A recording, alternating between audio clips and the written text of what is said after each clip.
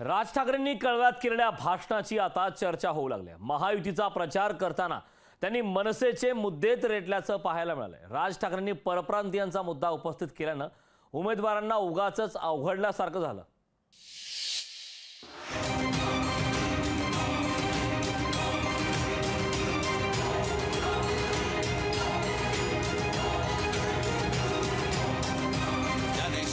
वेगवेगळ्या राज्यांमधून जी लोक येत आहेत महाराष्ट्रामध्ये, जोपर्यंत हे बाहेरचे लोंढे जोपर्यंत थांबणार नाहीत तोपर्यंत तुम्ही कितीही विकास केलात तरी या शहरांमध्ये काहीही घडू शकणार नाही।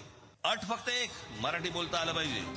मनसे अध्यक्ष राज ठाकरे यांनी कळव्यातल्या महायुतीच्या सभेत महायुतीच्या प्रचाराच्या मुद्द्यांवर बोलण्याऐवजी मनसेचाच अजेंडा पुढे रेटल्याचं पाहायला मिळालं।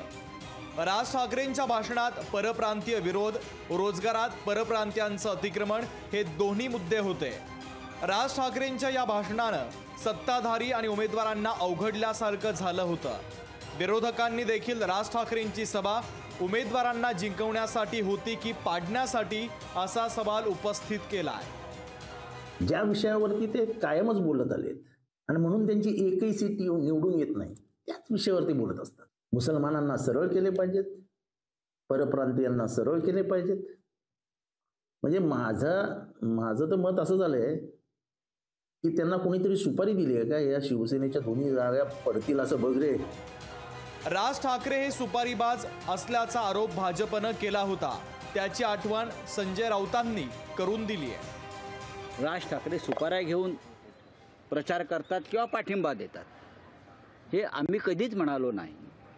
हे भारतीय जनता पक्ष, खास करून देवेंद्र फडणवीस यांना जर विस्मरणाचा झटका आला असेल आणि ते आता नरेंद्र मोदींच्या सभेत सुपारी कनवटीला लावून बसणार असतील। राज ठाकरेंच्या सभांची शिवसेना उद्धव बाळासाहेब ठाकरेंच्या पक्षाला धास्ती आहे, हे लपून राहिलेलं नाहीये। पण रविवारी राज ठाकरेंचं भाषण पाहता आता महायुतीच्या उमेदवारांना देखील राज ठाकरेंच्या भाषणाची धास्ती वाटली नाही तर नवल वाटू नये। शुभम कोळीसह राजेश गुप्ता, लोकशाही मराठी, मुंबई।